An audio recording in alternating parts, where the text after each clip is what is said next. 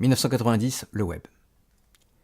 C'est au CERN, Centre européen de recherche nucléaire, que se conçoit cette sorte de clé de voûte d'Internet, parachevant l'environnement numérique qui est en train de s'étendre sur l'ensemble du globe par l'interconnexion des réseaux et par la mise en relation d'ordinateurs personnels de plus en plus nombreux. Dans les années 1980-1990, le CERN possède de très nombreux ordinateurs, incompatibles entre eux, exploités par des chercheurs du monde entier. Tim Berners-Lee y développe d'abord Enquare, un logiciel ressemblant à une sorte de wiki permettant d'expliciter les relations qui existent entre les personnes, les programmes et les systèmes qui se croisent au CERN. Cette idée rappelle naturellement celle de Vannevar Bush, qui dès 1945 avait imaginé un mécanisme d'hypercarte, MEMEX.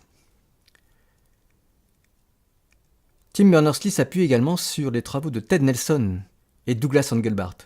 Ted Nelson est en effet celui qui a inventé la notion d'hypertexte. Toutefois, Enquare ne permet pas de mettre en relation des composants qui ne soient pas dans le même environnement.